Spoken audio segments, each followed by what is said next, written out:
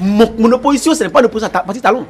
Je m'oppose à ce qui se passe dans ce pays parce que ce pays se comporte mal. Il n'est pas question d'une branche, c'est une question d'un arbre qu'il faut déraciner complètement. Le débat du dimanche suivi de Le Décryptage, c'est chaque dimanche à partir de 10h. Mais notre président n'est pas un autocrate. Il est élu, il a un suffrage. Il est élu régulièrement. Il a participé à une élection. C'est injurier tout le peuple, injurier les éléments.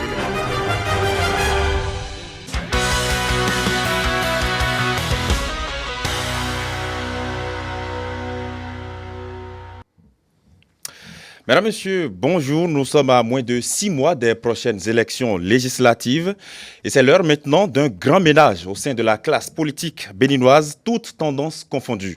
Les micro-partis politiques ou même les partis politiques traditionnels se rallient désormais à de nouveaux blocs politiques qui ont vu le jour il y a peu et qui deviennent donc des macro-partis politiques désormais en lice probablement pour les prochaines élections. Les leaders de ces partis traditionnels adhèrent massivement à ces grands blocs politiques depuis quelques semaines, mais non sans douleur. Comment se passe alors la fusion des partis politiques actuellement sur le terrain? Qu'en sera-t-il des acquis et identités de ces partis politiques qui se fondent désormais dans les nouveaux blocs politiques?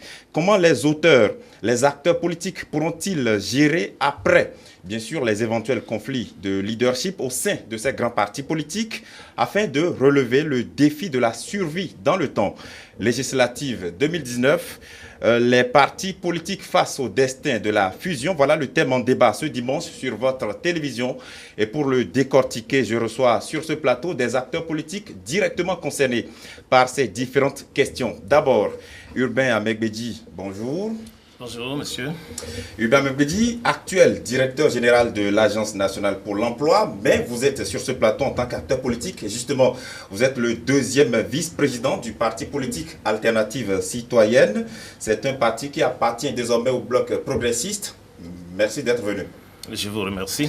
En face de vous, Donkla Mabalo, bonjour. Bonjour, monsieur le journaliste. Donkla Mabalo, ancien responsable de médias, et depuis quelques mois, vous avez fait votre entrée en politique et vous êtes justement actuellement le chargé de l'information et de la communication, porte-parole de l'Union sociale libérale. C'est un parti politique de l'opposition. Merci d'être venu.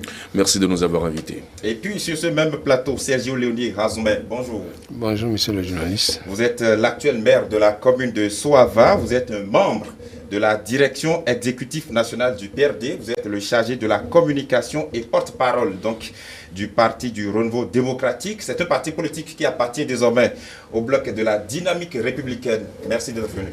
Merci, monsieur le journaliste.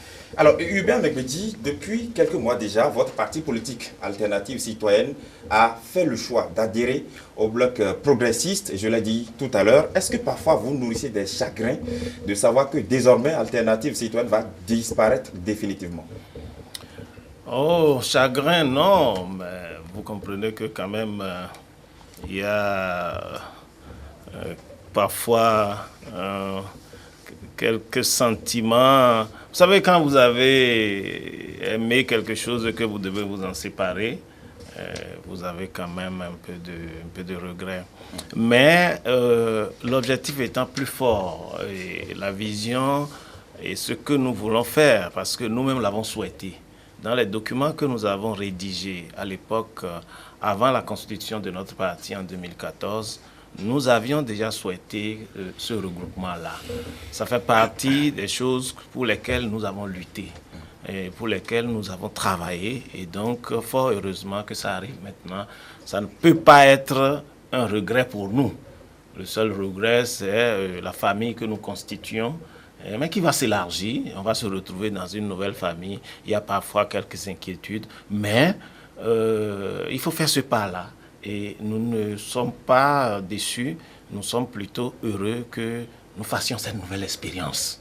C'est une nouvelle expérience que nous devons faire. Nous avons fait 28 ans d'expérience de parti. Moi, j'ai tendance souvent à dire que les partis se multiplient par sissiparité quotidiennement, au point où de devenir des partis de communes, de quartiers. Et nous en sommes aujourd'hui avec la volonté des parlementaires de et de la classe politique à vouloir nous muer maintenant vers de grands regroupements dans lesquels nous allons apprendre à travailler ensemble avec nos frères du Nord, du Sud, de l'Est, de l'Ouest, où nous allons constituer de vrais partis politiques, de grands partis politiques au sein desquels, je pense, la démocratie va avoir droit de cité. Donc, par rapport à cela, nous ne nourrissons pas de regrets. Mais vous avez quelques pincements au cœur. Mais bien entendu, il faut le reconnaître, ce n'est pas facilement que l'on laisse un outil auquel on est familier, auquel on est habitué, un cadre avec un pincement. Sergio Léoné Razoumen, même question. Vous êtes au niveau du PRD qui va disparaître et laisser place maintenant à un autre grand parti politique du nom de la dynamique républicaine. Est-ce que vous nourrissez des chagrins de savoir que le PRD, le grand parti PRD, qui a vécu quand même des moments forts du point de vue politique et qui a survécu dans le temps aussi, va désormais disparaître? Est-ce que ça fait mal? Merci, monsieur le journaliste. Au fait, nous ne sommes pas surpris. Nous ne sommes pas surpris parce que, si vous vous souvenez, le 15 juin 2015, quand le président de l'Assemblée nationale prenait le pouvoir, le Pêchois, il avait parlé de réformes au niveau du système partisan. Et vous voyez, par rapport à notre université de vacances en septembre à Danko, nous sommes revenus sur ça. En décembre passé, nous avons eu notre congrès ordinaire et nous sommes revenus sur ça et nos tests ont prévu ce qui se passe.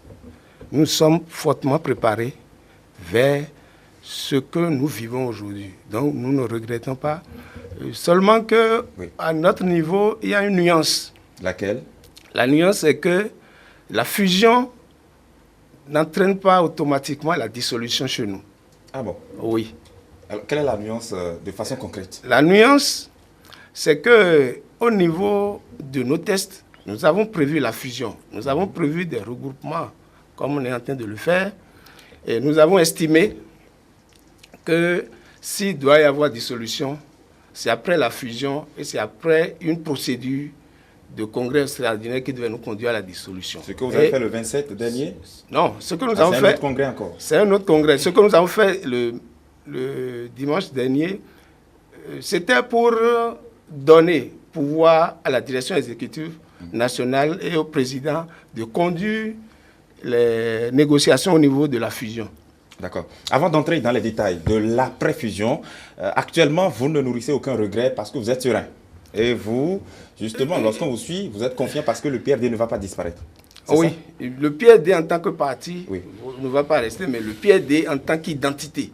D'accord. On va peut-être aller dans les détails tout à l'heure, vous comprendrez bien mieux. Sûr. Donc, Mabalo, vous êtes le porte-parole de l'USL, je l'ai dit tout à l'heure. Au niveau de l'opposition, on entend très peu de choses. C'est vrai qu'hier, on a vu certains rassemblements de l'opposition, on va le dire ainsi. Mais avant de revenir sur cet événement, comment est-ce que vous vivez cette période de ralliement au niveau des blocs politiques? Vous n'avez pas vu un certain rassemblement. Vous avez vu un rassemblement d'acteurs politiques sérieux qui ont une vision claire et qui savent exactement où ils vont. Donc vous avez vu un rassemblement d'acteurs politiques sereins.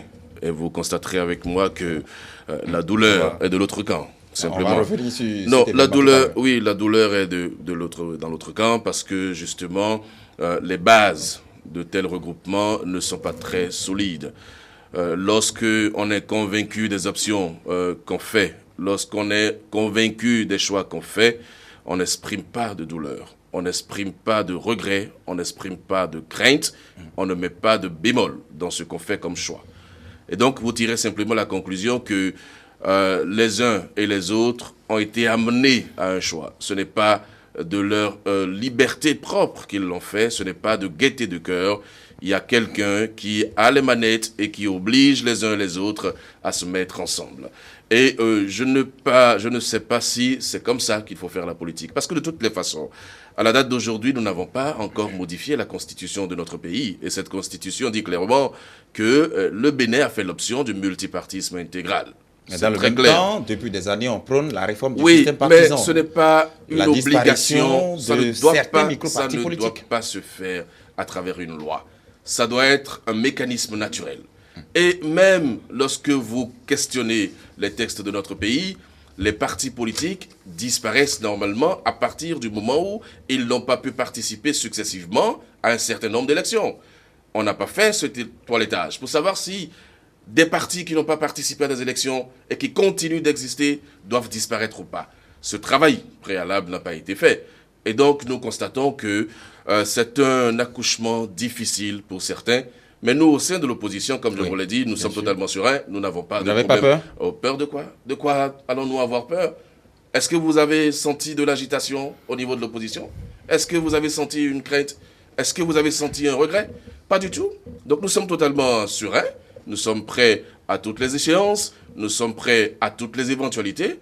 Et donc, le moment venu, on va faire le point. D'accord. Urbain Bebedji, quel est le critère qui sous-tend l'adhésion à tel ou tel bloc actuellement?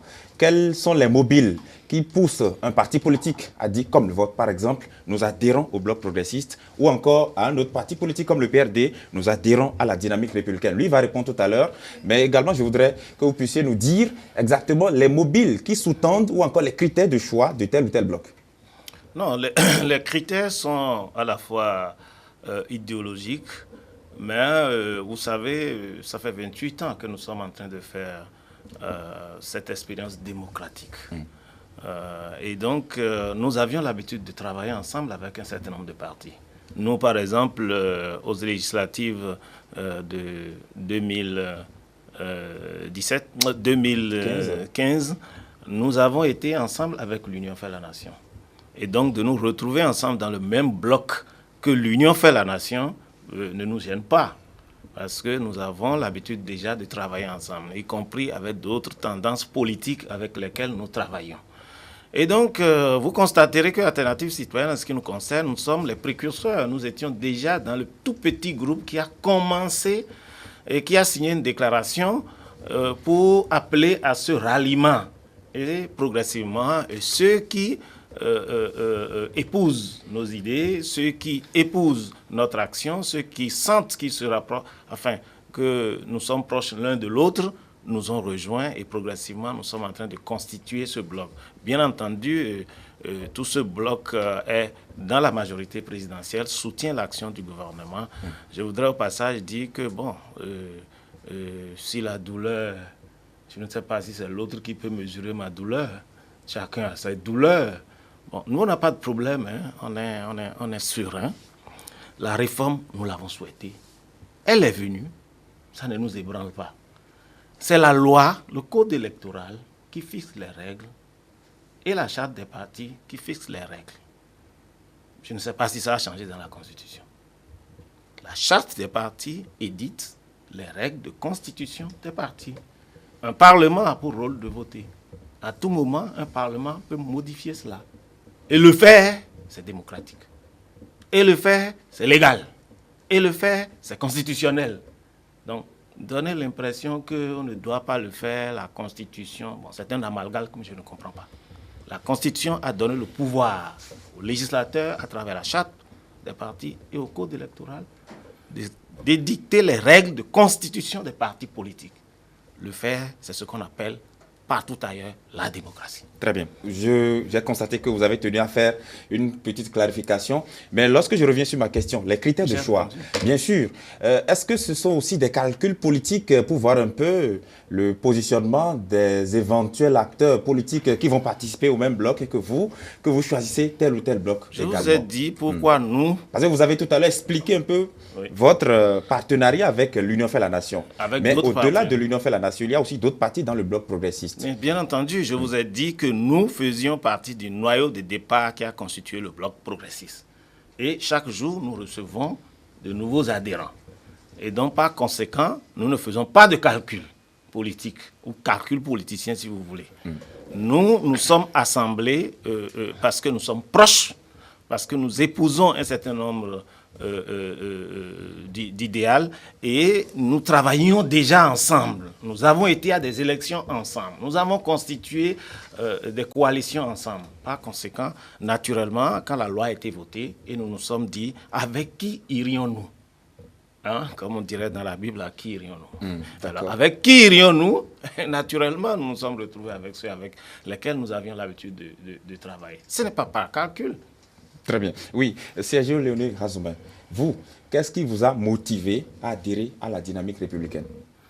Merci beaucoup. Vous avez dit tout à l'heure, en faisant un peu l'historique du PRD, vous savez que le PRD est un parti expérimenté. Le PRD a fait pas mal de regroupements, a travaillé avec pas mal de partis, a eu des expériences. Et le premier critère, ce sont les tests de loi d'abord. Le parti doit être dynamique et doit s'adapter aux tests de loi. Comme l'a dit mon ami Amegbedi, il y a la charte des partis politiques, il y a le code électoral, dont les dispositions nous amènent à avoir une couverture plus large que ce que nous avions quand on était seul. Il faut alors aller voir ceux-là avec qui vous pouvez travailler pour avoir cette couverture-là. Et vous savez, l'expérience avec certains partis nous donne alors l'assurance qu'avec tel autre que ça pourrait marcher. Et vous savez, quand on parle du PRD, c'est des principes et des valeurs. Dès que nous nous retrouvons en face des partis politiques qui ont les mêmes principes, les mêmes valeurs, qui adhèrent, qui ont des idéologies proches de nous, nous sommes obligés d'aller vers ces partis-là. Nous sommes obligés de composer avec ces partis-là. Ce sont les raisons qui nous ont motivés davantage. L'idéologie. L'idéologie et les principes et les valeurs. Mais pourquoi a-t-on eu l'impression, quelques jours avant votre congrès, que le PRD allait partir aux élections seul, sans adhérer à un bloc? Oui, c'est parce que dans les premières négociations, on n'arrivait pas à accorder. Vous savez, quand vous devez rester ensemble, même au mariage, vous êtes avec quelqu'un, vous devez aller au mariage, il faut d'abord que vous entendiez sur certaines choses. On ne se lève pas pour aller au mariage. Et tant que vous n'êtes pas encore entendu, chacun mène sa vie d'abord en attendant de voir comment est-ce qu'il faut harmoniser les points de vue. C'est au fait ce qui s'est passé au départ. Et finalement, vous avez pu vous entendre avec eux? Oui, bien sûr. D'accord. Donc là, Mabalo, sur quels critères vous allez vous fonder? Puisque jusqu'à présent, on ne sait pas combien de blocs l'opposition entend composer. Tout à l'heure, je vais vous poser la question très clairement. Oui. Mais quels sont vos motifs qui pourraient sous-tendre la création de tel ou tel bloc? Je vous appellerai simplement la patience. Vous verrez très bien quelle est la stratégie qu'il y a d'autres par rapport à ça. C'est pour ça que je disais tout à l'heure que nous, on est totalement sereins. Je n'ai exprimé aucune inquiétude sur ce plateau depuis que je suis là. Alors, vous savez, la hiérarchie des normes est très claire. La première norme, c'est la Constitution. Même si c'est la charte des partis politiques qui édicte, n'est-ce pas, les conditions pour aller aux élections, cette charte doit être conforme à la norme suprême qui est la Constitution. Et la Constitution a été très claire. Je l'ai rappelé, c'est le multipartisme intégral. Oui, mais ça les veut lois dire n'ont que pas aussi donné un chiffre pour dire au c'est plus pour 10 dire partis quoi? politiques. C'est pour dire que les lois ne peuvent pas obliger les gens à se mettre dans un, dans un tunnel clair comme ça se fait là. Les lois, c'est vrai, peuvent donner des obligations, mais vous avez le sentiment que les acteurs concernés, n'est-ce pas, ne vont pas à leur bloc de façon volontaire. Vous avez le sentiment qu'il y a quelqu'un derrière qui les y amène. C'est pour ça que même quand on parle de la charte des partis politiques, lorsqu'on parle de la charte des partis politiques, oui, la charte ne parle pas de bloc. La charte parle de grands partis, oui, n'est-ce pas? Mais ils ont fait l'option de bloc. Et lorsqu'ils ont fait l'option de bloc, certains disent même que bon, et ça ne veut pas dire qu'eux, ils disparaissent. Ça ne veut pas dire qu'ils font la fusion. J'ai même entendu le président du PRD dire que le PRD n'est pas bête pour laisser tomber ce qu'il a construit depuis des années, tout l'argent qui a été dépensé, tous les députés qui ont été élus. Il a parlé goût. Il disait qu'il n'était pas bête pour le faire ainsi. Ça veut dire quoi? Ça veut dire que le choix n'est pas libre. Et tout à l'heure, mes vis-à-vis, ils sont deux face à moi, bloc progressiste, bloc républicain, comme vous dites, dans la même mouvance, donc des idéologies opposées. Ils n'ont pas dit exactement sur quelle idéologie ils se sont réunis. Ben au moins, on sait ce qu'ils sont en train de faire. Mais vous, non. C'est quoi l'idéologie, en fait? C'est ça le problème. On dit idéologique, base idéologique, c'est quoi l'idéologie? L'autre chose, lorsqu'on dit que on a été ensemble avec l'Union fait la Nation en 2015, tout le monde sait comment ça s'est passé. Tout le monde sait comment On a placé des acteurs politiques pour être élus députés à l'Assemblée nationale. Et puis après, plus rien. Donc, ce n'est pas de cela qu'il s'agit. Il ne s'agit pas de former des groupes hétérogènes, mais des équipes qui ont la même vision, la même force de persuasion et les mêmes objectifs. Mais donc, on n'a pas ce sentiment. Mais je ne suis pas là pour parler des autres. Voilà. Je suis là c'est pour ça que je pour vous pose la parler question par également rapport de à la vous. mouvance, ou de l'opposition, si vous voulez. Mais je vous rassure pour vous dire que nous n'avons pas de problème. Vous avez vu hier, lorsque nous avons fait notre sortie, d'accord? Nous avons, dans notre sortie, dit clairement que l'opposition est ensemble. Un seul bloc. Non, je n'ai pas dit un seul bloc. Ah ben si Je ne ce l'ai pas n'est dit. pas un seul Nous bloc, sommes ensemble. en quoi êtes-vous ensemble si vous Non, ne formez nous pas un sommes, seul vous bloc? savez, je n'ai pas la prétention de venir ici dévoiler quelques stratégies que ce soit. Nous sommes ensemble parce que nous ne partageons pas la gouvernance actuelle. Nous sommes ensemble parce que nous constatons que sur le plan démocratique, il y a des acquis qui ne sont pas sauvegardés. Nous sommes ensemble parce que nous voulons que les exilés politiques reviennent au Bénin. Nous sommes ensemble parce que nous voulons que les prisonniers politiques soient libérés et graciés, qu'on les amnistie. Donc c'est très ça clair. qui Donc, motive c'est ce votre que- union, vous? C'est ce que nous avons dit hier, puisque nous parlons de la sortie d'hier, si vous voulez. C'est ce que nous avons dit hier. Mais pour les blocs, Oui. ou pour les partis, si vous préférez, les grands partis qui iront au nom de l'opposition, je vous appelle à la patience. D'accord? Nous ne faisons pas de bruit, nous n'avons pas besoin de faire de bruit par rapport Vous à ne ça. perdez pas du temps là? Non, nous ne perdons pas du temps, puisque nous travaillons à l'interne. Ce n'est pas en allant faire des congrès chaque week-end, en faisant des sorties tapageuses, qu'on gagne du temps. Au contraire, on ne perd pas du temps, et je vais vous rassurer par rapport à ça. Nous écoutons le peuple, et non un homme, nous. C'est le peuple que nous écoutons. Et donc, les aspirations du peuple seront exprimées le moment venu.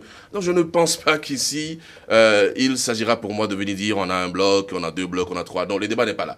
Puisque lorsqu'un des nôtres a dit sur une chaîne de radio un jour qu'on ira avec au moins un bloc, au plus deux, dans la même nuit, nous avons vu ce qui s'est passé au niveau de la mouvance. Parce qu'eux parlaient déjà de 3-4 blocs. C'est après qu'ils ont commencé par resserrer leur rang.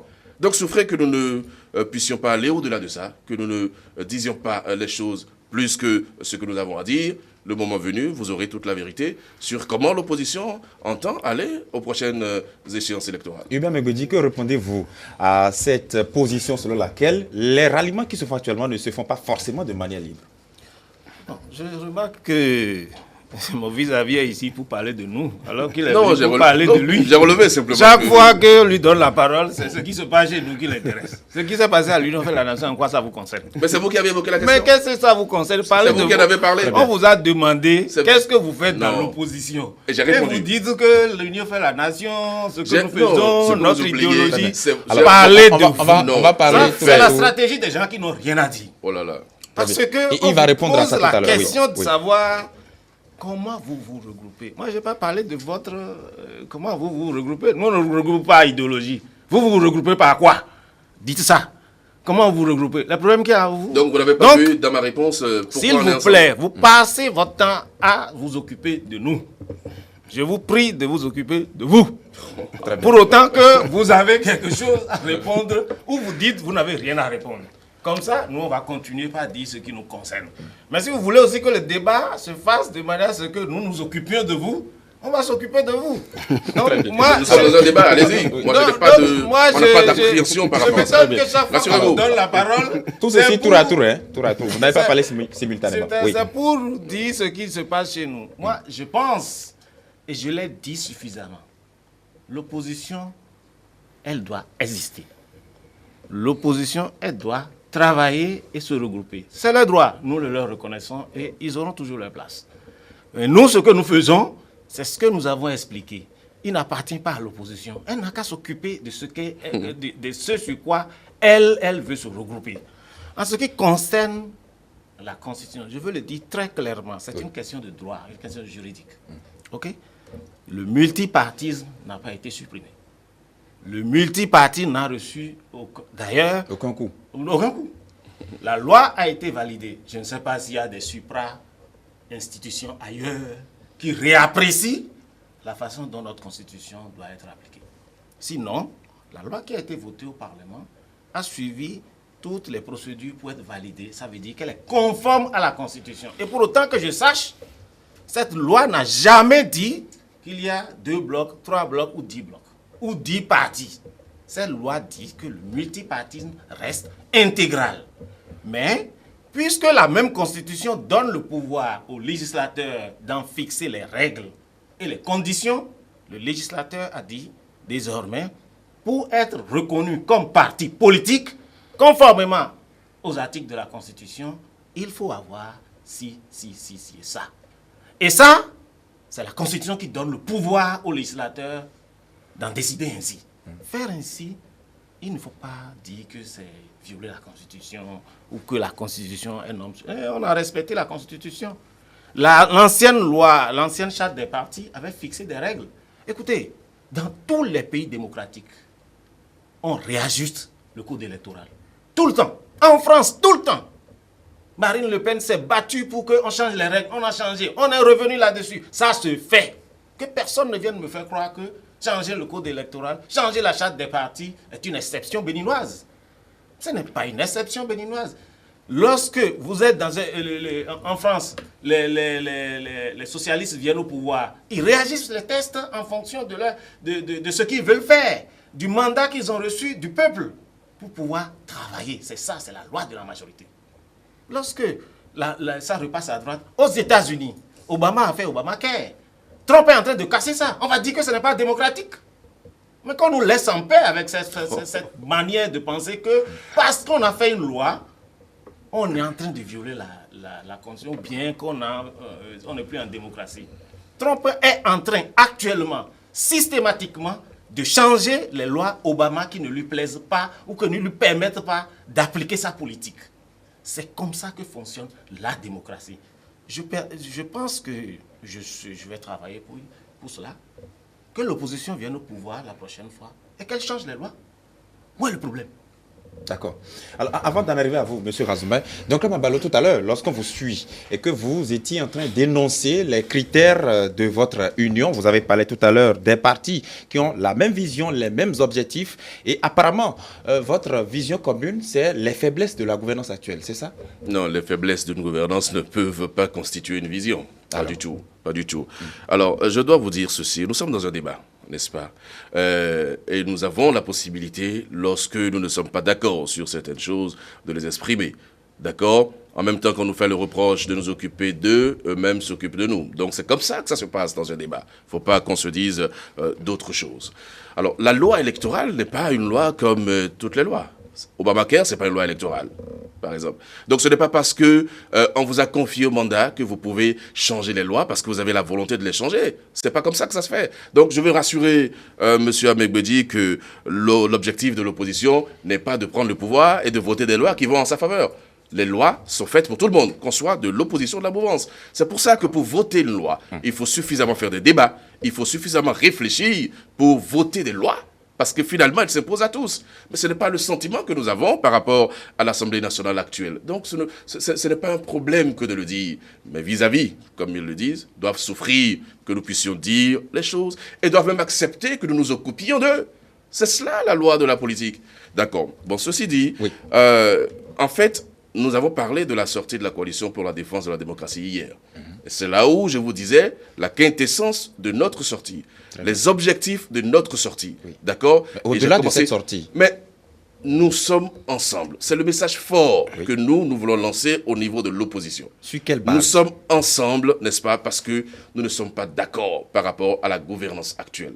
Parce que nous pensons qu'on peut mieux faire les choses dans ce pays. N'oubliez pas que beaucoup d'acteurs politiques se sont mis ensemble, n'est-ce pas, pour porter le président Patrice Talon au pouvoir en 2016. Il y a des choses qui ont été dites. Il y a des choses qui ont été promises, sur lesquelles nous peinons à reconnaître le régime qui a fait des promesses à l'époque. D'accord? Et donc à partir de là, lorsque vous ne partagez pas une gouvernance, eh bien vous pouvez dire, Monsieur le Président, ce n'est pas ce sur quoi on s'est entendu en 2016, vous n'êtes pas en train de faire ce sur quoi nous nous sommes entendus. Sur les faiblesses de la gouvernance actuelle que vous basez. Soit, mais ce n'est pas que ça. Alors ce que je n'ai pas envie de dire sur ce plateau, et je constate que vous m'y poussez lentement, mais je ne suis pas ici en tant que porte-parole de la coalition pour la défense de la démocratie. Je ne suis pas ici pour vous dire si oui ou non l'opposition va avec un bloc ou deux blocs. Ce n'est pas mon topo. Si vous attendez ça de moi, vous n'aurez pas ça. Je ne vous le dirai pas. On a besoin de le savoir. Non. Vous êtes journaliste, vous êtes dans votre rôle. Je ne suis pas obligé de répondre à toutes vos préoccupations. Mais ce que je vais vous dire, c'est que nous sommes ensemble. C'est le message qu'il faut retenir. En combien de blocs, le moment venu, vous saurez pourquoi vous êtes pressé par rapport à ça. Nous faisons nos discussions à l'interne. C'est assez compliqué de vous croire. Ce n'est pas que c'est actuellement. compliqué. Nous faisons les discussions à l'interne. Mais à partir du moment où les discussions ne sont pas achevées, vous ne pouvez pas me demander de venir ici pour vous donner des détails sur le nombre de blocs alors que les discussions ne sont pas achevées. C'est ça que je souhaiterais que vous compreniez. Tout aussi simple que ça. Très bien. Serge Onyoné Razoumen, vous, par exemple, au niveau de la dynamique républicaine, vous êtes en train de soutenir les actions du chef de l'État, ainsi que même le bloc progressiste. Voilà. Est-ce que le fait que la même mouvance ait deux différents blocs sur le terrain, et même peut-être un troisième, l'UDBN qui est là et qui a dit, moi je ne me rallie pas à un autre, je vais aux élections seul, est-ce que 3 blocs pour la même mouvance, est-ce que ce n'est pas trop? Bon, merci beaucoup, monsieur le journaliste. Et vous devez constater que je souriais depuis. Bon, au fait, je reviens à l'essentiel. Vous voyez, c'est parce qu'au Bénin, nous avons la mémoire courte. Et ce n'est pas la première majorité présidentielle au Bénin, à partir de 90. Vous savez que dans ce pays, il y avait Soglo qui était au pouvoir en 91 et il y avait une majorité et on avait dit que ceux qui n'étaient pas à la BIS, qui n'étaient pas à la RB, ne devaient pas appartenir à la mouvance présidentielle. Mais malgré ça, il y avait des gens qui étaient allés en rang dispersé et qui, après l'élection, se sont retrouvés encore au niveau de la mouvance. Donc, on a vu l'UBF avec Kérékou. Il y en avait encore qui étaient de la mouvance et qui étaient allés avec leur parti, leur liste, sans aller sur la liste de l'UBF. Tout récemment, avec FCBE, ce n'est pas tous les partis qui soutenaient le président Yahi qui se retrouvaient dans FCBE. Le regroupement autour du président, je ne vois pas en quoi ça crée un problème. Si hier, il y avait un regroupement, un bloc majoritaire, un bloc plus puissant, et les autres partis satellites qui étaient de la mouvance, je ne vois pas en quoi ça gêne d'avoir 2 blocs et d'avoir encore d'autres. Nous sommes dans la dynamique des textes de loi qui sont votés.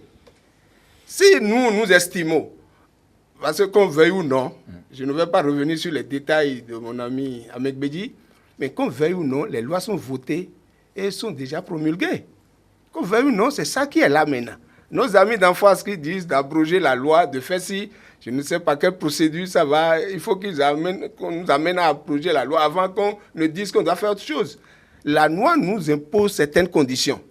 Un parti qui estime que nous, on peut aller seul à une élection, sans avoir, en remplissant les critères imposés par la charte des partis politiques et le code électoral, et bénéficier du financement des partis politiques, financement public, on verra.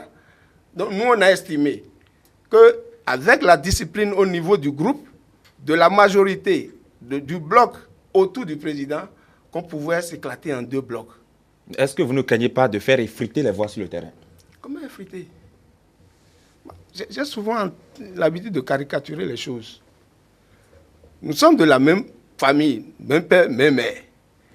Et que nous allons pour des activités qui doivent nous ramener des bénéfices ou de ramener des revenus.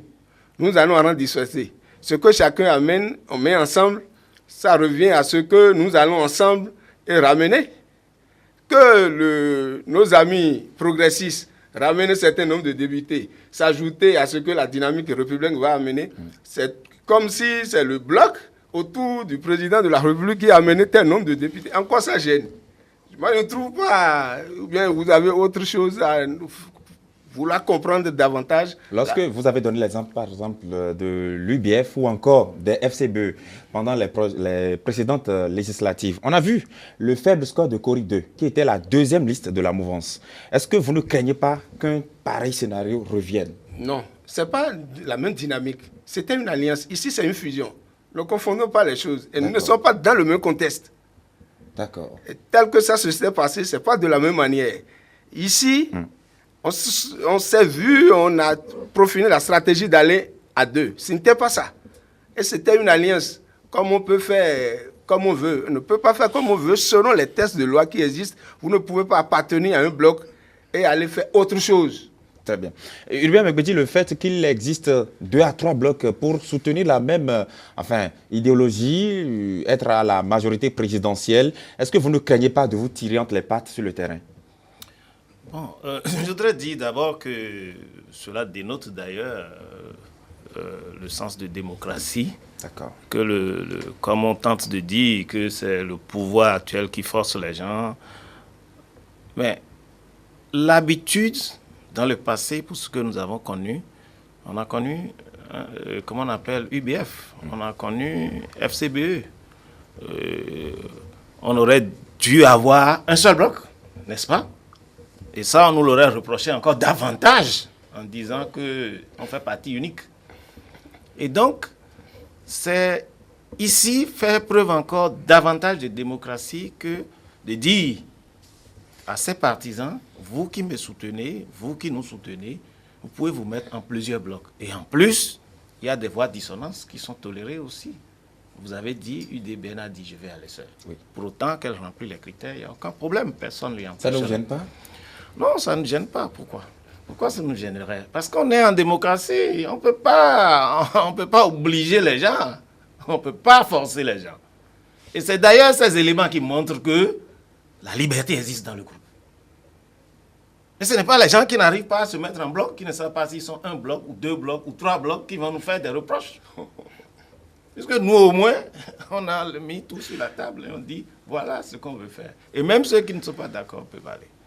Donc, je pense que, théoriquement, oui, on peut craindre que, effectivement, le fait d'avoir plusieurs blocs ou plusieurs partis, commençons par dire plusieurs partis politiques qui soutiennent l'action du gouvernement, qu'il pourrait y avoir cette lutte entre les partis et que ça fait perdre des voix. Il ne faut pas l'ignorer, mais nous verrons comment nous allons travailler ensemble, étant donné que nous visons la même chose. Oui. Nous allons voir dans quelle mesure nous allons travailler ensemble pour ne pas nous marcher sur les pieds. Quand même, nous sommes des gens intelligents. Parce qu'on dit en politique, quand vous n'êtes pas avec nous, vous êtes contre nous. Exactement. Donc, nous sommes des gens intelligents et nous sommes des gens qui travaillons et qui réfléchissons. Nous allons ensemble voir dans quelle mesure nous allons occuper le terrain. Nous allons travailler sur le terrain de manière à ce que, au soir des élections, nous soyons gagnants. Parce que l'objectif, c'est cela. Et je pense, et je le répète encore une fois, d'avoir permis cela, d'avoir laissé que nous puissions aller, non pas dans un seul parti, d'obliger tout le monde, comme ça s'est fait par le passé, mais de laisser l'ouverture à ce qu'il y ait d'autres, enfin plusieurs. Je pense qu'il faut reconnaître ce mérite-là. Oui, mais justement, lorsqu'on entend un peu le discours de l'UDBN qui dit, bon, nous, on a finalement réfléchi, on a décidé d'y aller seul, est-ce que ça ne dénote pas d'une certaine concurrence entre vous au niveau de la mouvance? Il y aura toujours la concurrence, on est en politique. N'ignorez pas ça. Et là, ça suscite en moi une question peut-être naïve. Est-ce que vous regardez en tant qu'adversaire ou en tant que partenaire politique? Vous savez que dans le même parti, il y a la concurrence. Oui. C'est ça. Dans le même parti, il y a la concurrence. Donc, je ne vois pas où est le problème. La concurrence est le jeu normal d'un parti politique. On fait la concurrence à l'interne, on fait la concurrence interparti, on fait la concurrence intermajorité. Qu'est-ce que vous voulez? Nous sommes en politique, ne cachons pas les choses. Vous croyez que nous sommes des enfants de cœur et que nous allons dire, bon, écoute, non, ça ne se fait pas comme ça. Ça se fait pas si vous avez du poids politique, vous devez le faire valoir. Et que ce soit au sein de votre parti, de votre alliance ou de votre famille politique, c'est le jeu politique qui est ainsi fait. Donc, Mabalo, lorsque vous voyez un peu la stratégie actuelle, je ne vais pas forcément dire stratégie, mais je vais dire la carte politique de la mouvance avec 2 à 3 blocs, est-ce que sur le terrain, ça vous rassure ou ça vous fait peur davantage que ce soit un rouleau compresseur qu'on est en train de dérouler et qui peut vous broyer? C'est vous qui m'amenez à parler de la mouvance maintenant. Oui, bien sûr. C'est vous qui le faites. Et sous cette question, donc on ne me fera pas de reproche d'en parler. Toute votre réponse je peux être après. totalement à l'aise pour en parler. Voilà, parce que justement, lorsque vous aurez répondu, on verra après ce que l'opposition fera. Parce que dans tous les cas de figure, ils vont se tirer entre les pattes. Dans tous les cas de figure.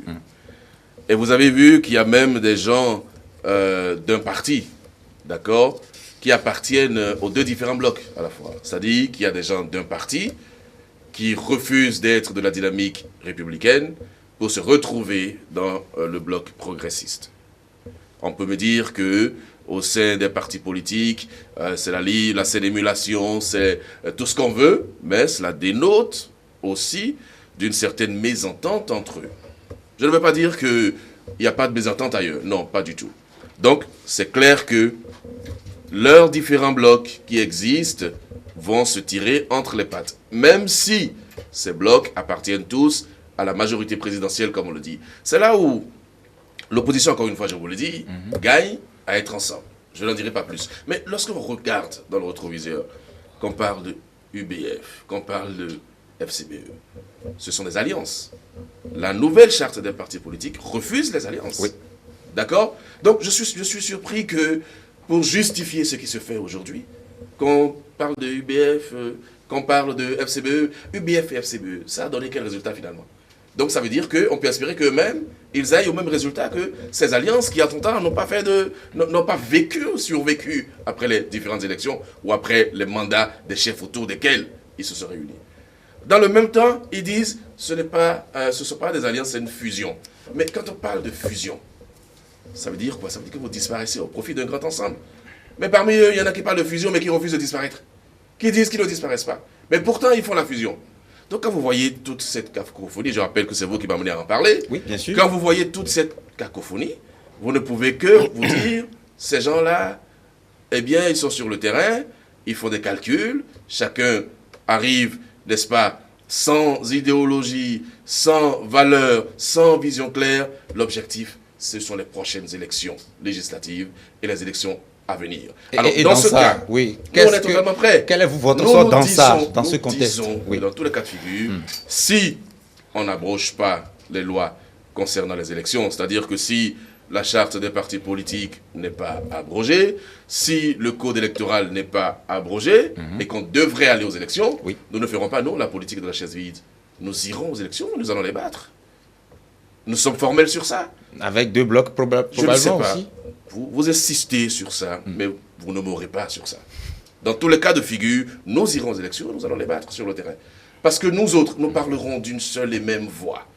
Pendant que donc eux, un bloc probablement. Non, je ne parle pas de bloc. Je dis, nous parlerons une seule et même voix. Eux, ils sont, puisque vous voulez qu'on parle d'eux, ils sont à la fois républicains et progressistes, donc la gauche et la droite. Dans le même système, n'est-ce pas? Dans la même majorité présidentielle. Nous sommes de l'opposition. Et le peuple sait qui travaille pour lui aujourd'hui. Le peuple béninois est suffisamment mûr pour exprimer son choix. Nous autres, nous travaillerons pour qu'il y ait un fort taux de participation aux élections. Nous travaillerons à ce que les élections s'organisent dans les meilleures conditions possibles.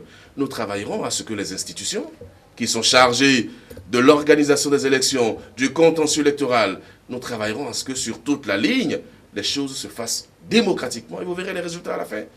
D'accord? Donc c'est pour ça que je vous dis, nous on est totalement sûrs, on n'a pas de crainte par rapport à ça. Donc ne nous demandez pas d'adopter la même stratégie que nos amis d'enfance. Ils ont décidé de faire beaucoup de bruit autour de leur bloc, beaucoup de bruit autour de leur congrès. Nous n'avons pas fait cette option. Voilà la différence. D'accord, oui. Et Sergio Léoné Razoumin, lorsque vous voyez cette même opposition en face de vous, qui ne dit pas forcément ce qu'elle entend faire, est-ce que vous pensez que c'est par manque de conviction, par manque de stratégie, ou aussi par manque de technique pour y aller? Merci beaucoup. Avant de revenir à votre question, je voulais repréciser quelque chose. Tout à l'heure, en parlant des alliances, en parlant des choses là, j'ai parlé d'abord de la RB en 91. Quand après les élections, c'était la RB. Que tous ceux qui étaient de la mouvance, ceux qui soutenaient le président Kérékou Soglo, devaient appartenir à la RB. On parlait de la biche. Ce n'est pas une loi qu'il avait dit. Non, ce n'était pas une loi. Ce n'était pas une loi. La loi. Maintenant, c'est la loi. Non, la loi ne nous dit pas forcément de nous regrouper. C'est nous, dans notre stratégie, et connaissant nos faiblesses, analysant nos expériences, nous nous sommes dit, voilà ce qu'il faut faire pour gagner les élections. Quand on a un parti, c'est pour faire quoi? C'est pour gagner les élections. C'est pour avoir le pouvoir, l'exercer, le conserver. Donc, on ne sait pour quelle raison, alors, vouloir la réalité en face et ne pas faire. Et tout à l'heure, quand je suis revenu sur UBF, je suis revenu sur... C'est pas pour dire que l'alliance est égale à la fusion. Mais il revient, ça va déjà une deuxième fois, par rapport au fait qu'il y en a qui ont dit ils font la fusion, mais ils se refusent. Nous, on a des tests. Si vous voulez, j'ai amené ça ici. On va y revenir tout à l'heure. Et c'est clair dans notre... Si on doit revenir, je m'arrête là pour qu'on revienne vraiment dans les détails, Oui, pour qu'il revenir. n'y ait pas d'ambiguïté dans ce qu'on est en train de dire. Et par rapport à l'opposition, Oui. franchement, nous, on travaille à ce qui nous concerne. On ne s'occupe pas encore d'eux. Parce qu'on va voir clair. Ça ne vous inspire rien? Pour le moment, rien. Parce qu'on ne les voit pas venir. Donc, dès qu'ils seront là, on verra la stratégie qu'il faut pour aller. Parce qu'avec tout le monde doit faire la déclaration, tout le monde doit gagner. Moi, je n'aime pas utiliser les langages. On dit, on va les battre. Quand même, l'électorat n'est pas quand même un panier de manque. On va chercher le nom qu'on veut. Pour s'assurer déjà que je veux 40, je veux avoir 40. Donc, chacun doit se battre, chacun doit travailler au niveau de la base. On ne les voit pas travailler, on ne les voit pas. Ils sont peut-être, comment on appelle, moralement, peut-être, ils ne sont pas encore au point où ils se cherchent encore. C'est ce que moi, laisse se chercher. Dès qu'ils vont se fixer, on verra ce qu'il faut faire pour alors. Ce sont des amis en face, des amis avec lesquels on a toujours travaillé. Ils ne nous étonneront pas. Urbain Megbedji, une opposition fébrile? Oh, vous savez, il faut leur donner le temps de s'entendre, puisqu'ils parlent tout le temps de nous, et c'est eux qui voient comment ça se passe chez nous. Bon, nous, on les laisse. On n'a pas à s'occuper d'eux. Nous faisons ce que nous devons faire. Il ne faut pas que demain, maintenant qu'ils dorment et ne travaillent pas, ils viennent dire que c'est les élections fraudées. Parce que c'est le travail qui donne les résultats. C'est quand on travaille qu'on a les résultats. Quand on passe son temps à s'occuper des autres et à laisser le travail du terrain, après, il ne faut pas être étonné des résultats. L'opposition est-elle fébrile? Je n'en sais rien. Ce que je constate, c'est que, bon, ils font des meetings, des déclarations. Ils ne savent pas, selon ce que j'ai entendu du porte-parole, s'ils seront un bloc, ou deux, ou trois, ils ne savent pas encore. Ah, c'est ce que vous avez compris, c'est ce que j'ai dit? Ah, vous avez dit que vous ne direz pas ici si c'est un ou deux ou trois. Donc ça ne veut pas dire qu'on ne sait pas? Ça ne veut pas dire qu'on ne sait pas. Ils ne savent pas. Et j'insiste là-dessus, parce que s'ils savent, qu'ils le disent. Ah, pourquoi? Très bien. S'ils ne savent pas, s'ils iront seuls, donc c'est leur problème. Moi, je n'ai pas à m'occuper de leur problème. Très bien. Si c'est un panier de crabes, qu'ils le gèrent. Nous nous occupons de nous organiser et de nous conformer, et je veux bien le dire, à la charte et au code électoral. C'est la loi qui nous dit dans quelles conditions il faut être un parti politique. Et pour le faire, nous avons décidé de nous regrouper. Eux aussi, ils ont la liberté de faire tout ce qu'ils doivent faire.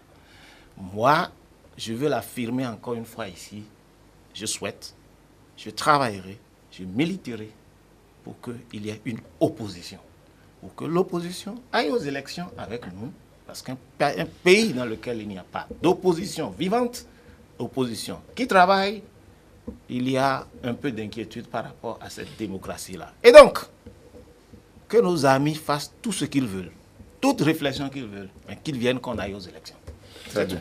Alors, parlons justement de l'identité de ces partis traditionnels. D'accord? Vous allez réagir tout à l'heure, avant que je ne pose la question. En 10 secondes, je vous prie. Non, en fait, je suis heureux d'entendre mon ami Urbain Megbedji, parce qu'avant tout et après tout, nous sommes des amis, l'entendre dire qu'il travaillera pour que l'opposition existe et que l'opposition aille aux élections. Alors, je souhaiterais qu'il soit le porte-voix de l'opposition.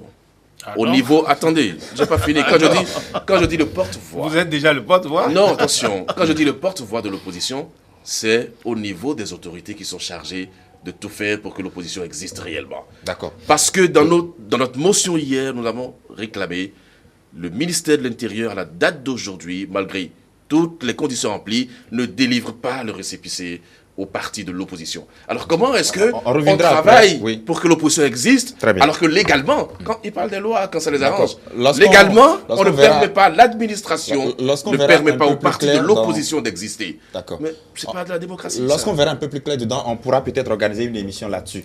Oui, j'allais poser la question par rapport à l'identité des partis qui sont en train de se fondre actuellement. Qu'est-ce qu'ils deviennent, ces partis politiques? Ils meurent avec leur nom, leur logo, leurs valeurs. Alternative citoyenne n'existe n'existera plus du tout désormais avec la naissance d'un nouveau parti politique du nom du Bloc progressiste. Hubert Mebedi? Oui, bien entendu. Mais entre parenthèses, je vais dire à M. Donkla Mabalo, si le ministère ne vous donne pas de récépissé, la loi, lisez la loi. On a lu la loi. Lisez la On loi. a lu pleinement. Donc, appliquez la loi. Non, mais Non, s'il vous plaît, s'il vous encore plaît. une fois, Non, appliquez.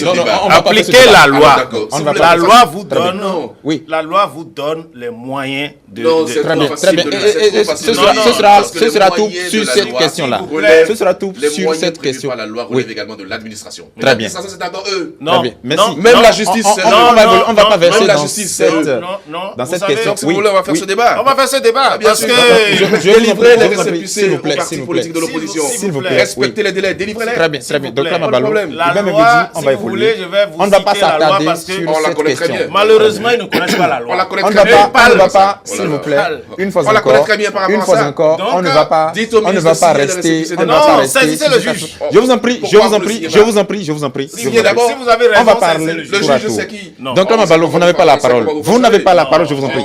Très bien, très bien. Désolé, On va parler un à un. Hubert Mebedi, ma question Signer les a récépissés. été très claire. mon Oui. temps de parole. Ma question Parce a que vous été n'avez très claire. pas le temps de parole. Vous Hubert perturbez Mebedi, mon temps de s'il parole. vous plaît, Et moi, s'il je vous ne plaît. vous perturbe pas. Très bien, s'il vous plaît. Je ne vous perturbe On pas. va Soyez gentil. remettre un peu de l'ordre dans tout ça. Non, c'est lui. La question portait sur l'identité des partis politiques qui se fondent dans les nouveaux partis Oui, je vous politiques. ai déjà dit Oui. que nous, en ce qui concerne Alternative Citoyenne, c'est une fusion. Nous allons à une fusion. Et quand on va à une fusion, on n'existe plus. Ne nous cachons pas derrière les mots. C'est ce qui nous concerne.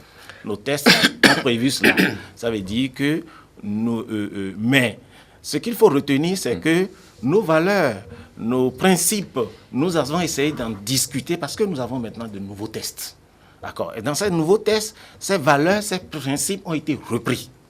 Et nous nous sentons à l'aise à nouveau dans une maison qui nous reprend nos valeurs et nos principes et nos idéaux. Elle les pérennise. Et les pérennise, bien entendu, bien entendu. Mais les attributs, c'est-à-dire nos logos et autres, bon, vont probablement être mis de côté parce que maintenant que nous sommes mis ensemble, chacun doit concéder quelque chose pour que le groupe puisse rester ensemble.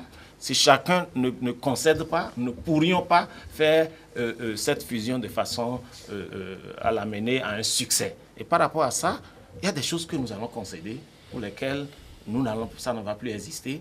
Mais en ce qui concerne nos valeurs, nos idéaux, notre volonté, et je vais vous le dire très clairement, de voir au sein de ce groupe la démocratie s'imposer. Vous savez que l'une des choses qui m'enchante dans cette réforme, c'est que à l'avenir, nous aurons la démocratie interne au sein des partis.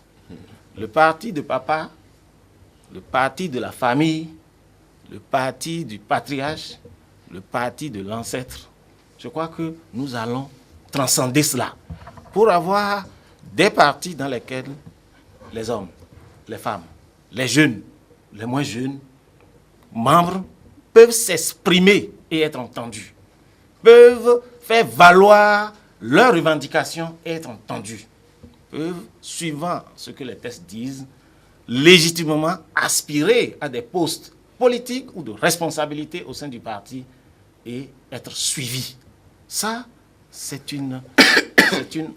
un progrès extraordinaire que nous sommes en train de faire. Et ce rêve que nous, on a toujours eu, parce qu'avant, quand on est dans certains partis politiques, c'est quand même un peu difficile d'en arriver à cette démocratie interne. Il y a même des ouvrages qui ont été écrits.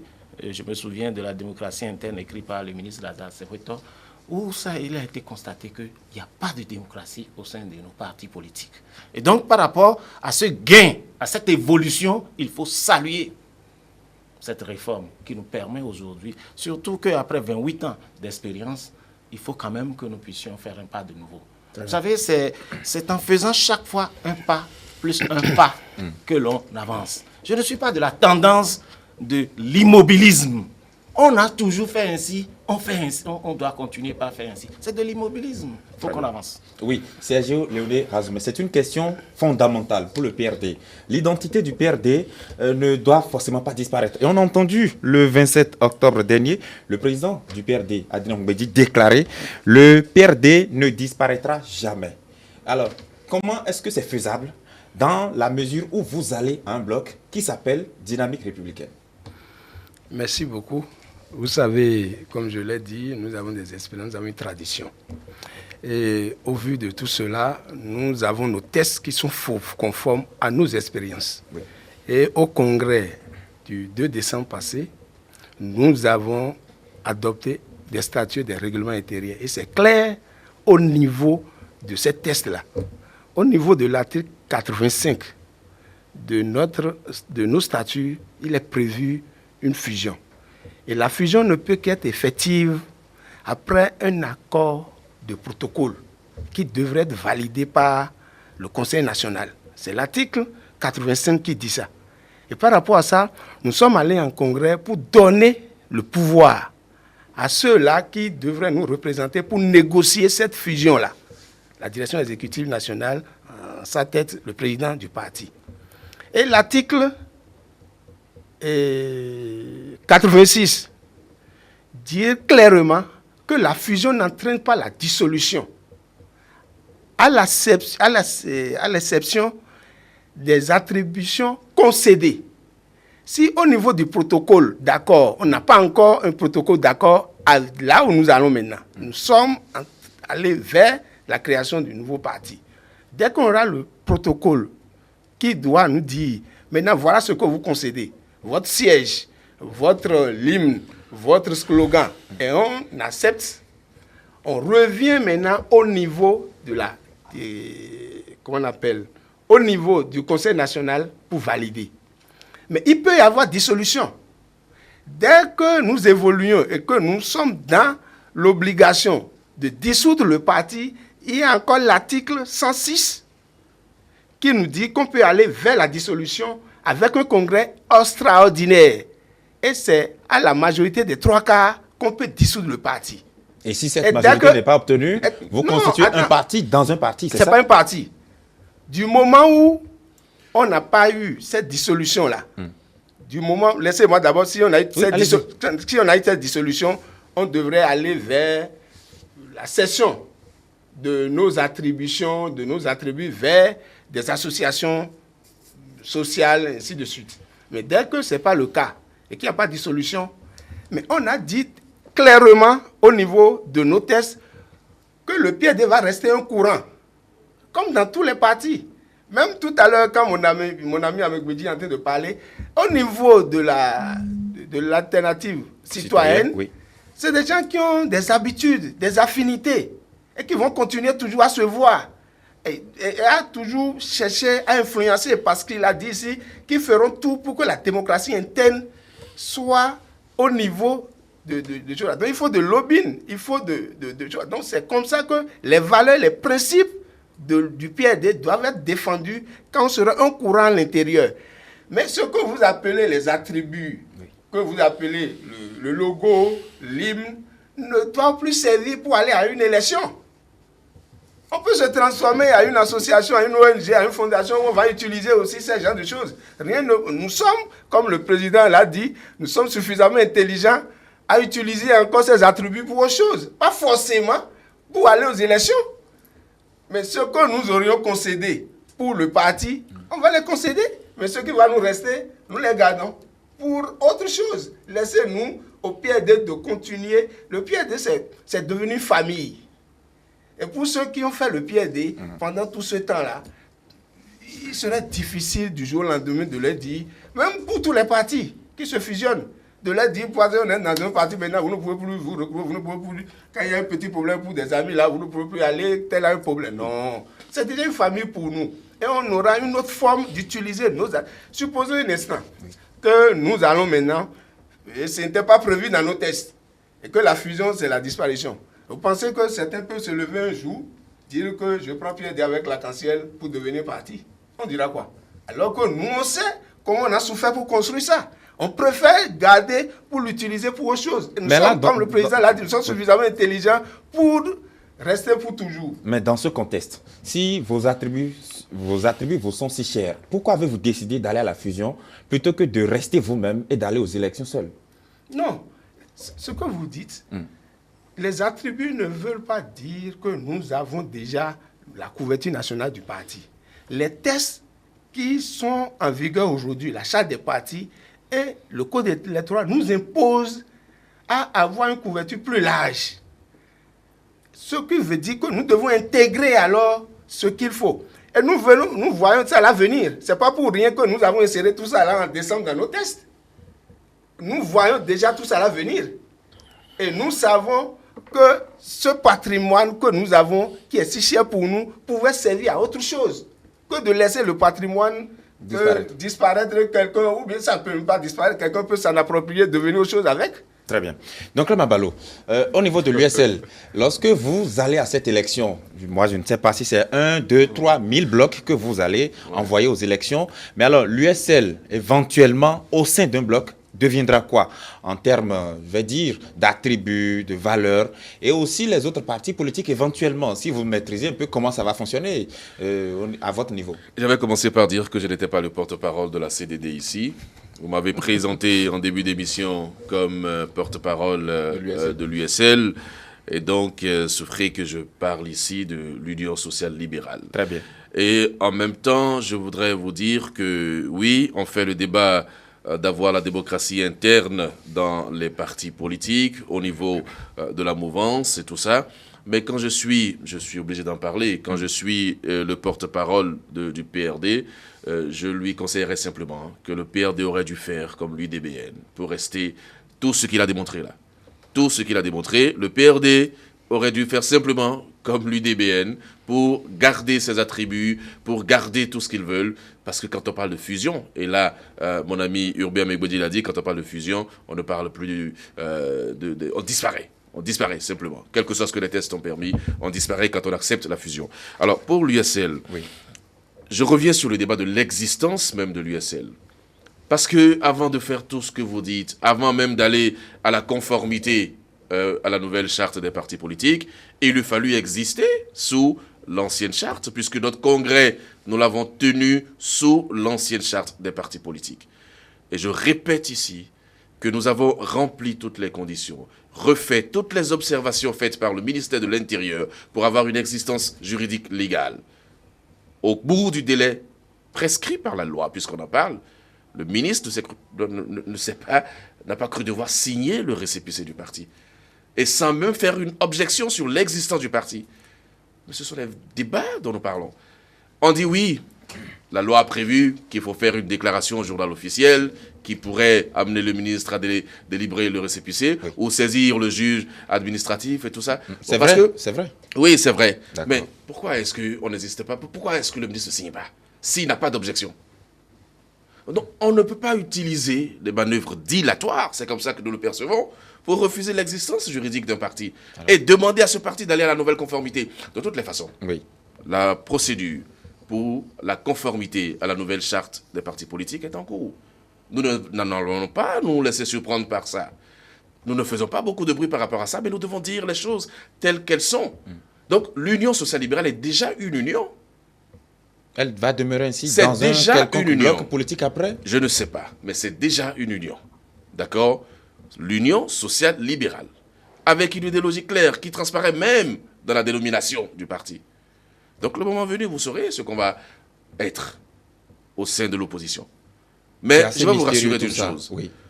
Je vais vous rassurer d'une chose. Ce n'est pas parce qu'on n'a pas envie de parler de ce que nous faisons que nous ne faisons rien. La politique, c'est aussi de la stratégie. Et nous, s'ils attendent que nous sortions notre stratégie pour qu'ils se réadaptent à cela, eh bien, ils le sauront au dernier moment. Au dernier moment, absolument. C'est notre option. La question de l'identité ne relève pas d'une stratégie, me semble-t-il. Mais ça relève de quoi? Ça relève de quoi? Ça relève d'une stratégie. En politique, tout relève de stratégie. Donc, l'essentiel pour nous, c'est de respecter les textes. Il y a un délai pour aller à la conformité à la nouvelle charte des partis politiques. Ça va être respecté. Donc, ne nous poussez pas à venir dire ce qu'on n'a pas envie de dire. C'est tout le problème chez nous aujourd'hui. La seule chose que je vous dis, que je ne cesse de répéter depuis, je vous renvoie l'image d'une union de l'opposition. On sait clairement qu'il y a une opposition qui va aller aux élections si jamais les élections devraient tenir à bonne date. Et puis, on fera les résultats qu'on doit faire sur le terrain. Moi, j'ai pas envie de dire plus que ça. Mais malheureusement, on ne sait pas ce que deviendront les partis politiques de l'opposition. Mais attendez, vous allez voir. Urbain Megbedji, qu'est-ce qu'on fera après, de la gestion entre hommes politiques au sein des partis politiques? Pour être plus clair, les conflits de leadership éventuels, comment est-ce que ça va se gérer? Parce que ce sont des chefs de partis politiques qui se sont regroupés au sein d'un même parti politique. Est-ce que ça sera facile à vivre? Mais vous anticipez sur des choses qui n'existent pas encore. Vous savez, les conflits, il y en aura toujours. Et on les gérera toujours. Pour moi, ce n'est pas quelque chose d'extraordinaire. Il n'y a rien d'extraordinaire là-bas. Vous croyez que quand on était dans nos partis, il n'y avait pas de conflit de leadership? C'est ça que vous croyez? Bon, peut-être vous n'avez jamais fait le parti. Demandez à mon ami Donclam qui vient d'arriver. Si dans l'USL, il n'y a pas de conflit de leadership, il y en a toujours. C'est un phénomène humain. Là où il y a des hommes, là où il y a des responsables, là où il y a des postes à partager, il y a toujours conflit. Mais tous ces conflits sont souvent encadrés par, d'abord, les tests. Que disent les tests? Il faut se référer à cela. Ensuite, il y a au sein de ces partis politiques des structures habilitées à gérer ce genre de choses à des niveaux donnés. À chaque niveau, la structure appropriée doit prendre la décision qu'il faut pour éviter qu'il y ait des conflits de leadership, comme vous dites, et tout cela. Voyez-vous? Donc moi, je n'ai pas d'inquiétude par rapport à cela. Je vous affirme que ça existera. Vous dites que... Et ça ne va pas faire éclater des blocs éventuels? Mais on verra bien. On verra bien, tout est possible. Mais si ça arrive, est-ce que ça ne sera pas ridicule? Il ne faut... Non, pourquoi? Pourquoi? Vous voyez, ce qu'on constitue aujourd'hui va arriver à maturation. Va, pousser, évoluer à son rythme. Chacun à son rythme. Vous verrez, les deux blocs n'évolueront pas au même rythme, probablement. Parce que c'est des humains. Et qu'à la fin, il peut y avoir des conflits quelque part, réglés ou non réglés. Des gens peuvent partir, des gens peuvent venir. Ça, c'est un phénomène humain. Vous dire aujourd'hui, ici, que le bloc progressiste auquel j'appartiens ne connaîtra aucune crise, aucun conflit, mon Dieu. À qui on s'adresse? À des hommes? Non, il y en aura. Mais c'est la capacité de ce bloc à gérer ces conflits qui permettra à ce bloc ou à ce parti de pouvoir grandir, de s'enraciner et de pouvoir tenir longtemps. Donc, il ne faut pas craindre qu'il y ait des conflits. Ce qu'il faut plutôt craindre, c'est la capacité à les gérer. Mettons-nous en place suffisamment de garde-fous. Et même quand on met tous les garde-fous, il y en aura toujours. Mettons-nous en place suffisamment de structuration qui permettent de prendre en charge les conflits, les crises et tout ce qui peut survenir dans un groupe. Voyez-vous. Et donc par rapport à cela, nous sommes préparés mentalement, nous sommes psychologiquement préparés que nous étions une petite famille. Nous sommes maintenant dans une grande famille avec parfois des gens que nous connaissons un peu moins, auxquels nous sommes habitués, et nous devons réapprendre à travailler avec ces personnes autrement. Par conséquent, les phénomènes humains ne manqueront pas. Très bien. Sergio Léoné Razoumen, cette question du conflit de leadership éventuel, on a vu avant votre congrès du 27 octobre dernier déjà quelques remous au niveau de la dynamique unitaire devenue dynamique républicaine. Après, on parle parfois de parti républicain. Déjà au niveau de la dénomination, il y a peut-être une certaine polémique qui plane, mais également au sein de votre nouveau parti politique, la dynamique républicaine. On a entendu certains s'opposer à l'arrivée du PRD, surtout sur le plan de ce que le PRD voulait imposer son logo, par exemple, ou encore certains de ses autres attributs. Lorsque déjà ça commence ainsi, est-ce que ça présage de quelque chose de stable au niveau de votre bloc? Bon, merci. Avant de venir là, je vais revenir sur une certaine précision. Je voudrais inviter notre ami Donclam Abalo de s'approprier des tests du Parti du Renouveau démocratique. Je ne suis pas perdu. Non, si c'est ça, ne proposez pas quelque chose au PRD. Je vous ai suggéré. Non, ne suggérez pas en dehors de ces tests. C'est que vous nous suggérez comme si vous nous ameniez à violer nos tests. C'est comme l'attitude que vous avez au lieu de vous conformer aux tests de loi en vigueur, vous voulez son abrogation pour vous permettre de vous adapter aux réalités. Donc nous, on a des tests qui sont en vigueur au niveau du parti et c'est ça qui nous amène à ne pas disparaître en faisant la fusion. Et les tests sont clairs. Si vous voulez, je peux vous envoyer le test. Non, merci. Donc c'est bon. pour vous dire, c'est pour cette précision-là. Et dire que ne nous dites pas de faire comme l'UDBN. Chacun a sa tradition. Donc nous avons nos réalités, nos expériences. Donc proposez-nous ce qui cadre avec. Et c'est le Pierre des seuls qui sait ce qui lui convient et ce qui peut lui permettre d'exister. Très bien. Par rapport au conflit de... Par rapport au conflit de leadership, oui. nous n'en avons pas. Ça, c'est même pas un problème au niveau du PRD. Sérieusement. Sérieusement, ça n'existe pas. Le point de logo que vous avez évoqué tout à l'heure, notre ami humain, Ahmed Bedi, disait, nous sommes des humains. Et c'est normal que pour de petits problèmes, vous voulez rester ensemble. Même, j'ai caricaturé tout à l'heure par rapport au mariage. Avant d'aller, vous voyez les petits problèmes qu'on a, jusqu'à ce qu'on se retrouve un jour. Les mariés sont tellement heureux. C'est des étapes. Nous sommes des humains, nous sommes des hommes. Ces petits problèmes ne devraient pas nous effrayer. La terre sur laquelle nous sommes ici, là, c'est un lieu à problème. Et c'est à nous, les humains, de surmonter ces problèmes en trouvant des solutions adéquates. Donc, il n'y a pas de problème à notre niveau. Entre le PRD et les autres formations politiques. Il n'y a pas de problème. Ce que vous appelez problème là, c'est des situations humaines qui arrivent et on s'entend. Quelque part. Et vous savez, nous sommes en politique. Oui. Nous sommes en politique. Quand vous lisez au niveau des réseaux sociaux, tout ça, c'est pas formel.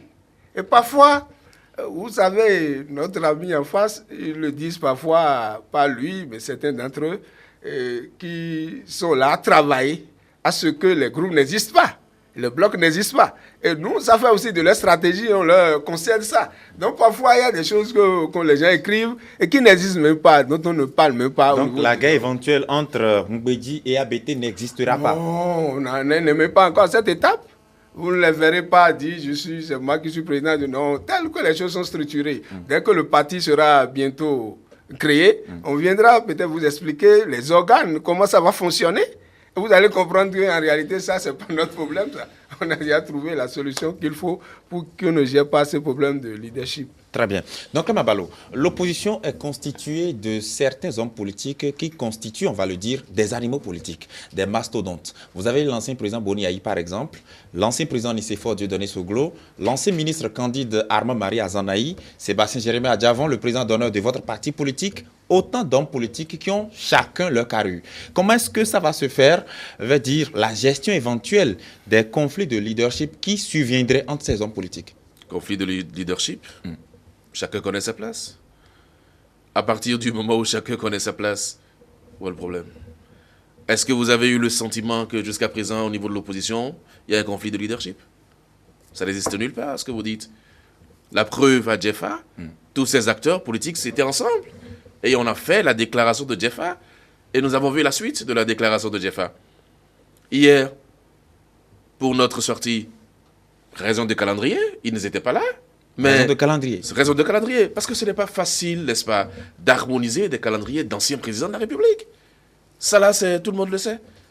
Donc, il n'y a pas de problème. Si on a pu harmoniser le calendrier, ils auraient été là.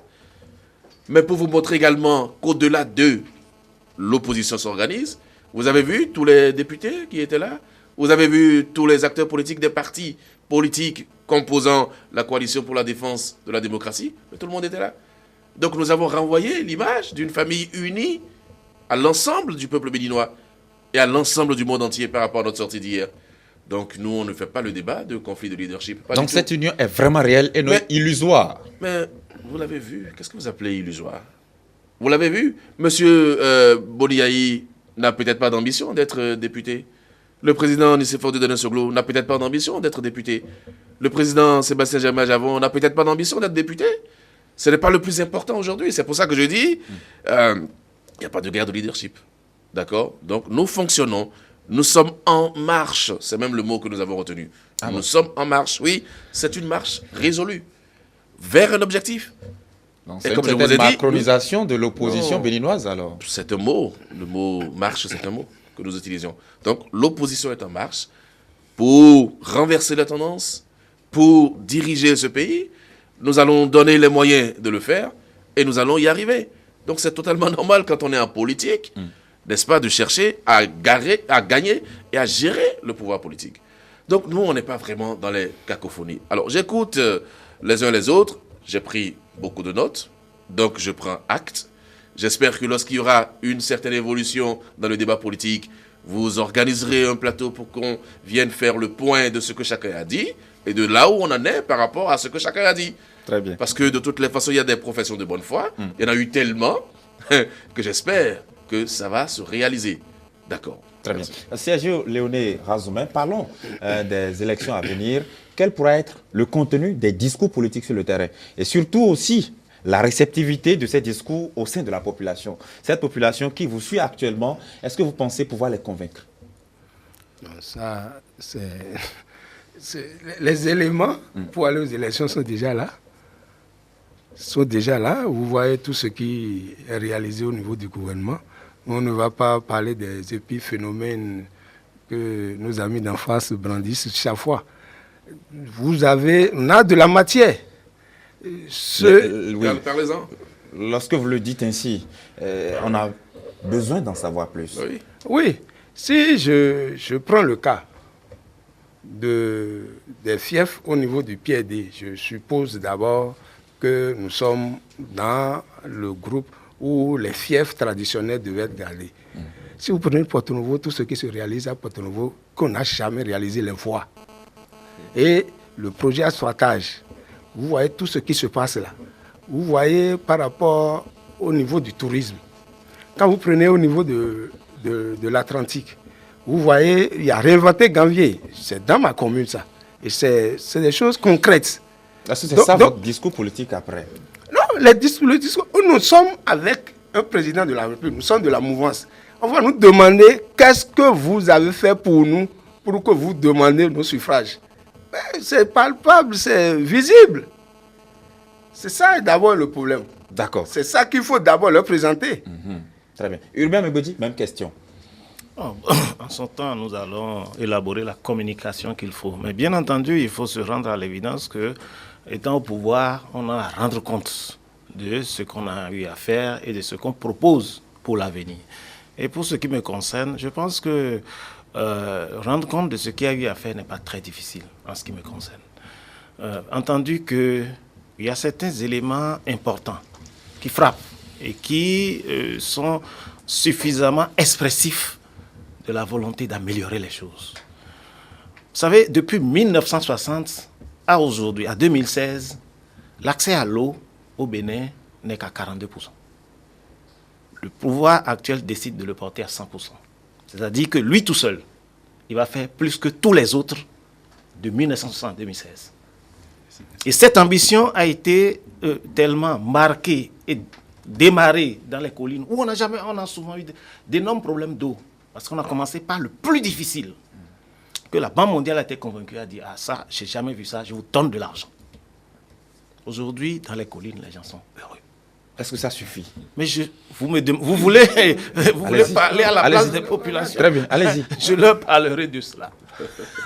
Vous comprenez ce que je veux dire? Et donc, il y a l'ambition d'aujourd'hui n'a jamais été connue auparavant.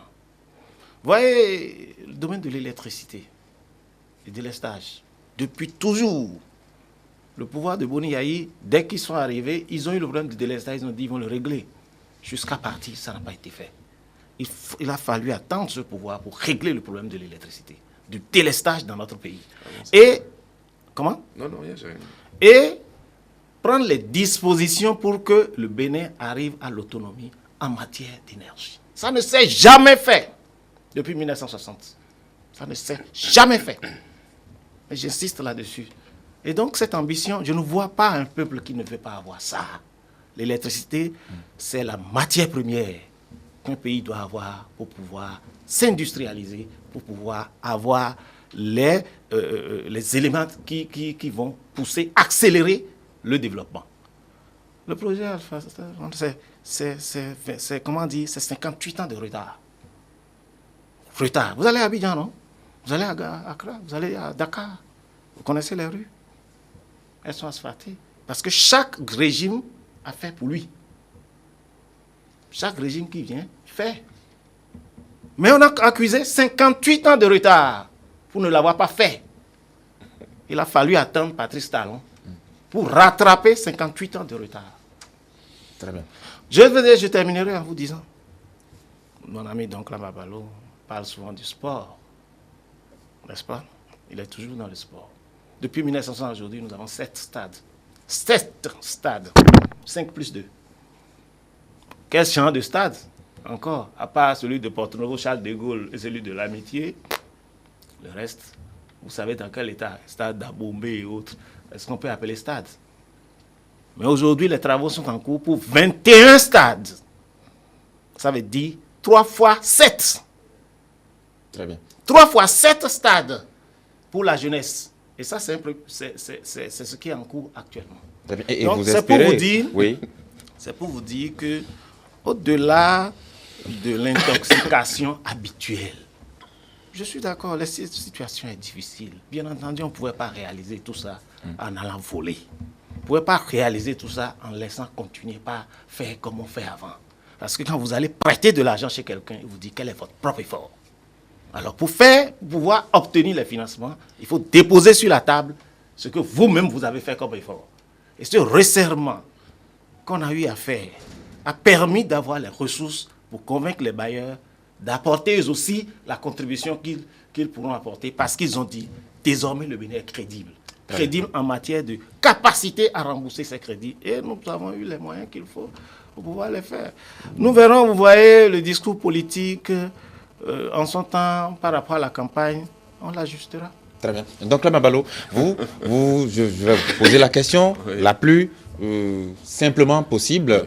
Est-ce que vous entendez entrer en symbiose avec cette population qui aussi vous regarde et qui attend de connaître vos stratégies et quel pourra être le contenu de votre discours sur le terrain? Mais nous sommes déjà en symbiose avec la population, nous autres. Oh oui, bon? bien sûr, parce que ce n'est pas que malheureusement de confondre la foule et les militants. Laissez tomber ça.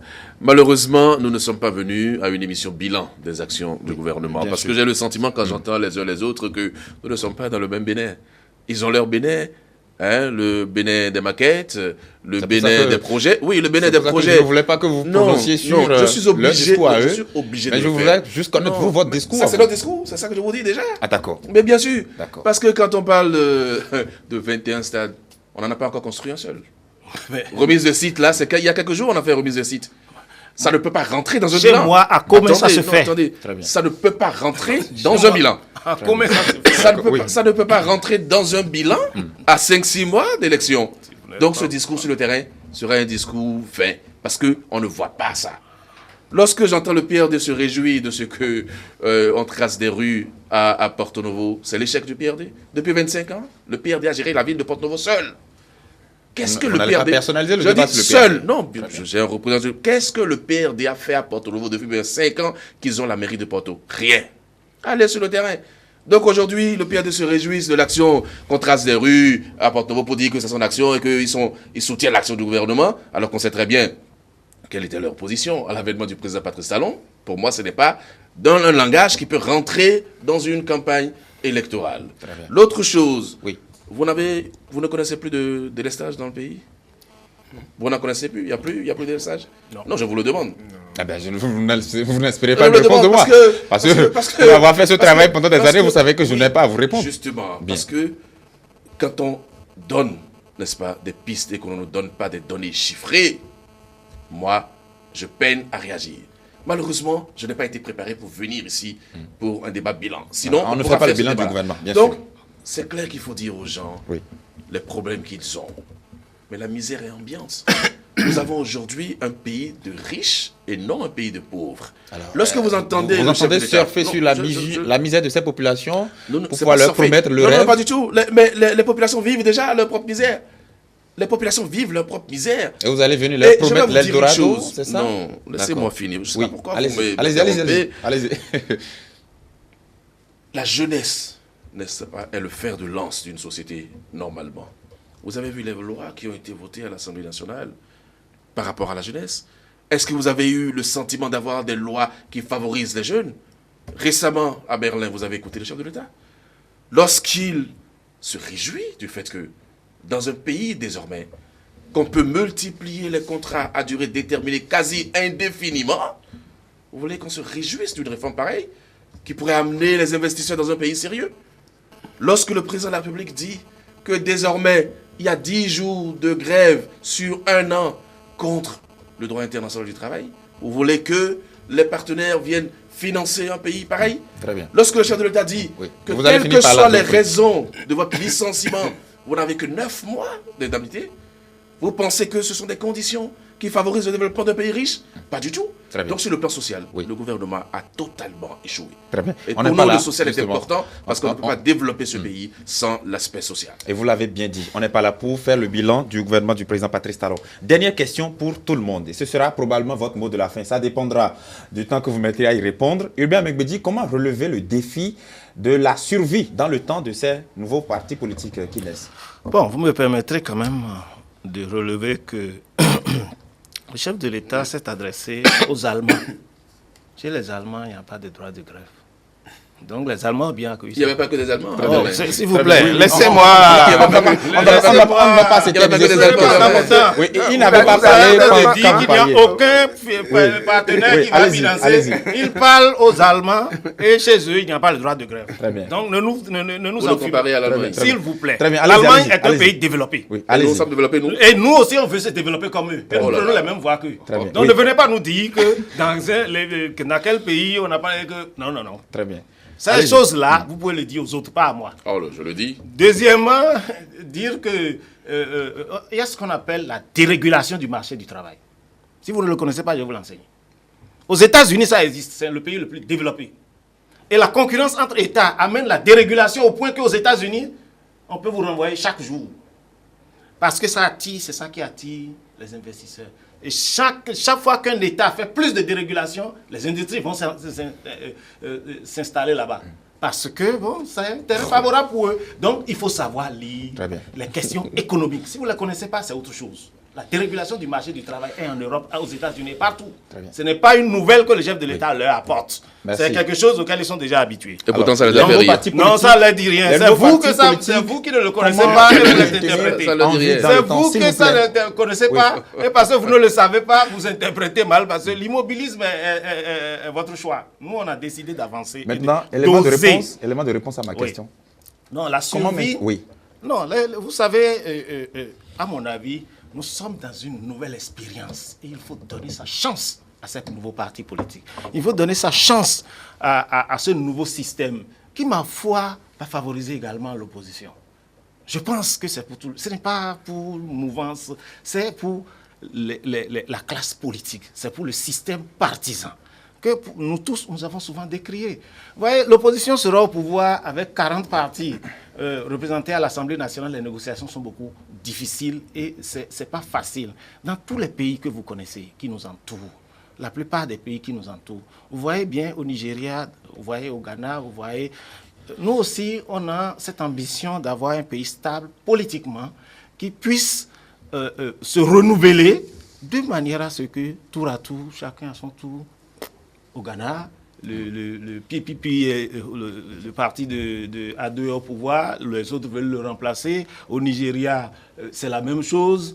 Et que nous puissions enfin, pour une fois, que les partis politiques prennent réellement le pouvoir par l'élection de ceux qu'ils auraient présentés. Depuis 1990, vous avez bien noté que c'est les indépendants qui deviennent chefs de l'État. Et ça, là, on peut s'accommoder de ça. Très Et bien. ne rien dire, ne rien faire. Merci beaucoup. Le temps est Je ne complètement pense pas parti. que ce soit la bonne solution. Je voudrais vous remercier de m'avoir invité autour de ce débat. Voilà, je vous en prie. Oui, donc là, Mabalo, rapidement. Non, la je veux- survie je veux- des je veux- partis politiques oui. dans le temps. Je veux dire que le Bénin reste le Bénin, les États-Unis restent les États-Unis, l'Allemagne reste l'Allemagne. Les réformes de pays riches ne sont pas systématiquement à implémenter dans des pays pauvres. On doit tenir compte des contextes et des réalités de chaque pays. Pour moi, c'est très clair. Ma question maintenant. Maintenant, En une minute, je vous prie. au niveau de l'opposition, nous avons beaucoup d'espoir. D'accord? Nous observons la gouvernance, nous faisons nos propositions, même si les gens n'ont pas toujours l'humilité d'écouter les propositions des uns des autres, pensant avoir la science infuse. Mais nous sommes certains que la démocratie gagnera à partir du moment où elle pourra s'exprimer librement. Donc, nous sommes totalement sereins par rapport à ça.